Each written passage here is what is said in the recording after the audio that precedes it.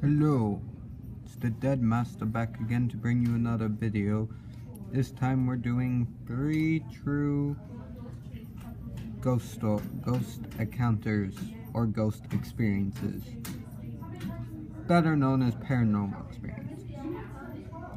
The first one is called The Stench by Jarek, posted on 01/20/2017.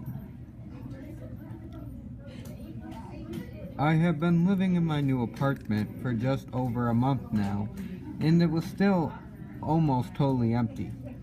There was plenty of furniture in the basement to choose from, but I was always drained and I had left all my friends and 98% of my family behind when I moved from California to Vladivostok. I don't even know how to say that. And I was desperate to make new friends. This meant a lot of clubs, a lot of bars, plenty of wandering through city parks and department stores, which are actually closer to what you might call a mall in the States. Every night I'd get home late and I'd be exhausted.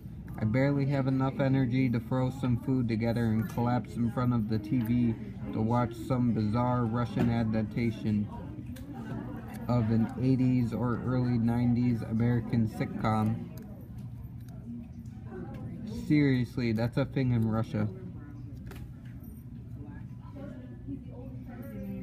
The apartment had some strange quirks, which I was discovering little by little while I lived there. When I first moved in, I walked through the entire apartment with my iPhone and took a video to send back home to my folks. My mother in particular was desperate to know I had found a decent place to live. As I was moving through the apartment, there were definite cold spots. Particularly in one of the 2 bedrooms in the main living area. Another strange thing was both of the apartment's 2 closets were still full of the previous tenants' clothing and shoes. One closet had clothing that appeared to belong to an older man, and the other one an older woman. These were the only belongings that seemed to have been left behind, and when I asked the apartment manager what I should do with them, his equally odd answer was, "Iti ku va tiri sechaz." It's your apartment now. I tried to give these items away, but people in the building were completely uninterested. The majority of the stuff ended up meeting its end in the building incinerator chute. It was around the same time that I seemingly from nowhere, the stench began. I actually gave it a name because it became common enough, though entirely random. Even for the rest of my time renting the apartment, the smell was overpowering, but nothing too specific. I couldn't say it smelled like death or something rotting because it didn't. It had an odd metallic smell to it for sure, and it could easily make you sick if you stayed around it too long. Beyond that, the odor is beyond my powers of description. At first I simply assumed the crazy lady who lived down the hall was correct, that the building was infested with huge mice, and one had died in my wall, or under some appliance. So I moved my refrigerator and oven, emptied and searched my cupboards and cabinets, checked the exhaust duct for the stove vent.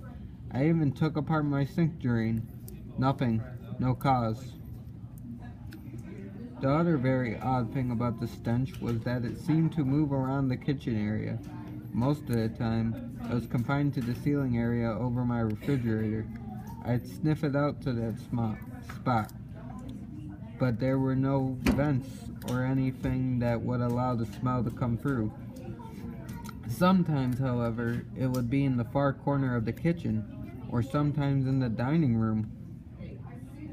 It would last a few hours and vanish. After a few days of searching, I finally did contact the building's maintenance guy.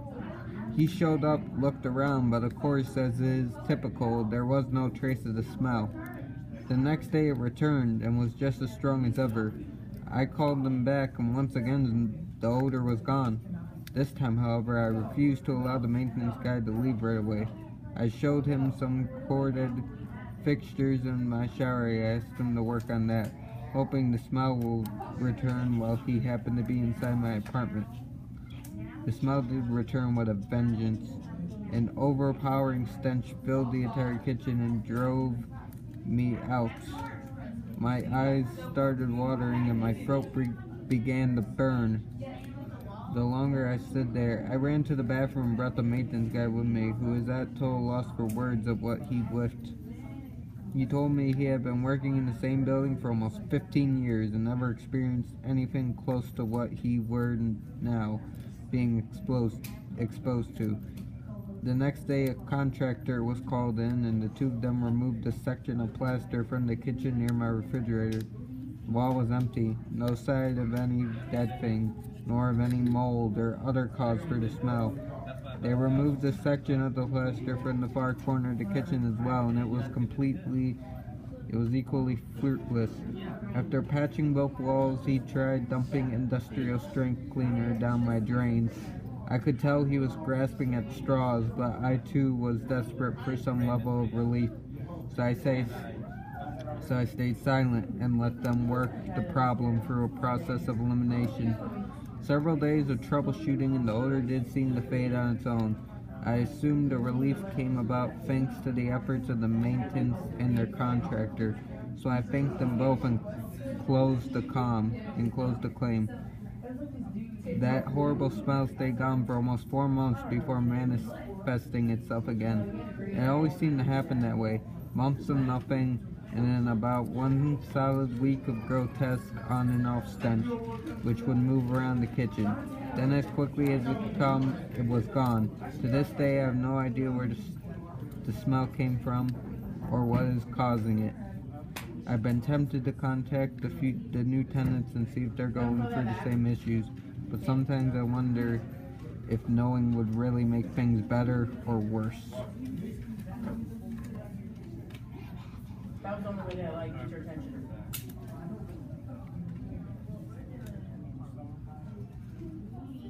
Second story is called The Ghost from the Cemetery, posted by Simi, date 01/19/2017.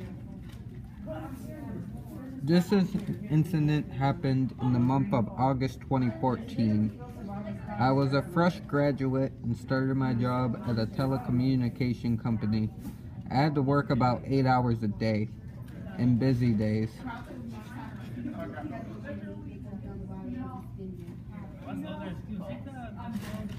I had to work until 9:30 p.m.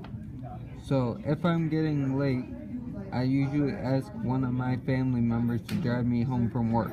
On that particular night, I asked my boyfriend to drive me home. He picked me up from my working place around 9:40 p.m. and we started driving towards our home, which is about 50 kilometers away from my working place.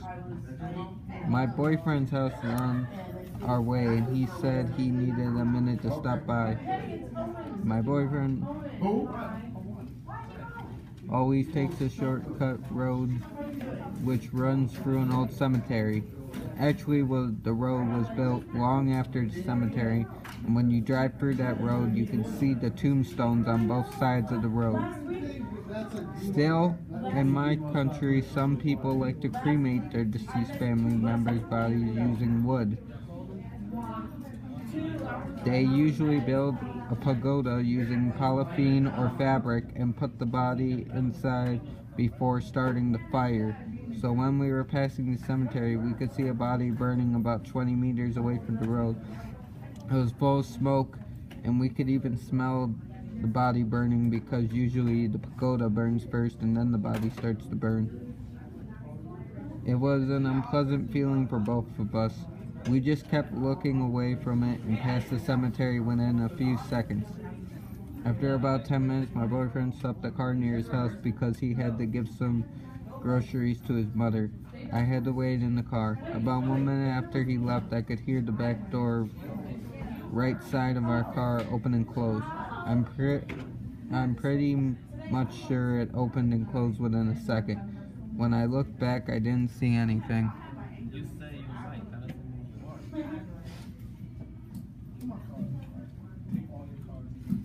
But I could feel something was not right. In a minute, my boyfriend came back and we started driving towards my home. I told him what happened, and he looked so scared, just like me. He's not a person who believes in ghosts, and it was strange to see him scared. He dropped me at my house and went back home. I kept him on call until he entered his house because we both were so scared. We talked about that incident a few days later, and we believe we had an encounter with a ghost or a spirit because we both experienced an uneasy feeling after passing the cemetery. As I learned later, a cremation invites lots of spirits together.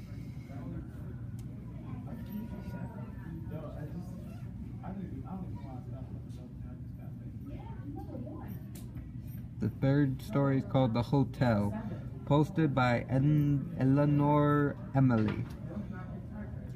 Date 01/19/2017.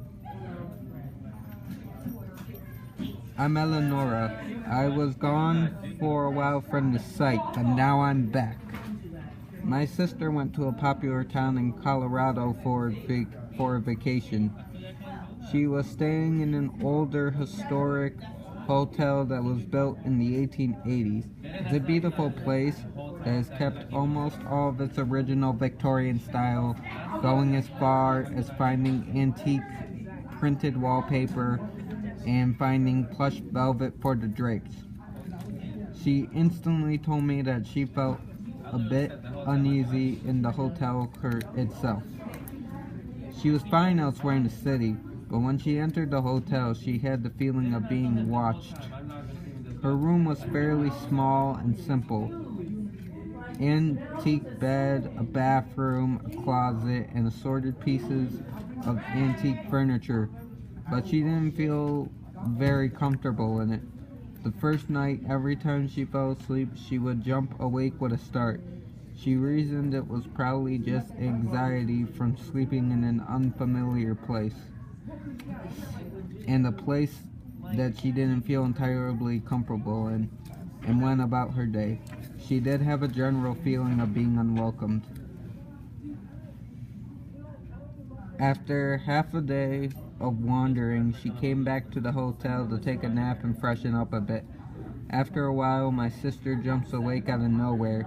She then notices a fresh bruise on her thigh, about the size and shape of a finger, that she swears was not there when she fell asleep. It was near the inside of her thigh, which would be a difficult place to accidentally hit against something. She messaged me with a picture. I'm not going to post it because I don't think my sister would appreciate that. And we discussed options on how it could have happened. All day, all she did was walk around a bit and get some lunch, and she couldn't think of anything she hit against that could have left a very defined bruise on her thigh. That night she gets woken up again. This time there is also a bruise on her hip, again in a strange place to find the bruise since it was more towards her stomach. By now she's completely unsettled and figures out that she feels more uncomfortable near the closet in the room, but she's unable to figure out why. She wanted to burn sage in the room, but it was a non-smoking room, and she was concerned about a fine. She only had one more night there, so she let it go and decided to try and ignore it the best that she could. And yes, on her final morning there was another bruise, smaller than the other one, on the same thigh as the first bruise. She was exhausted and pretty much done with the hotel forever at that point in time. Her only working theories are that she became clumsier than normal and can't remember it.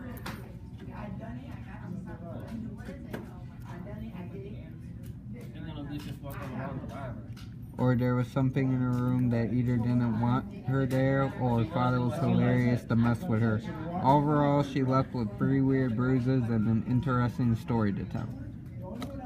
Well, those were 3 true ghost encounters, or paranormal encounters, whatever you want to call them. This is the Dead Master, and I'm signing off.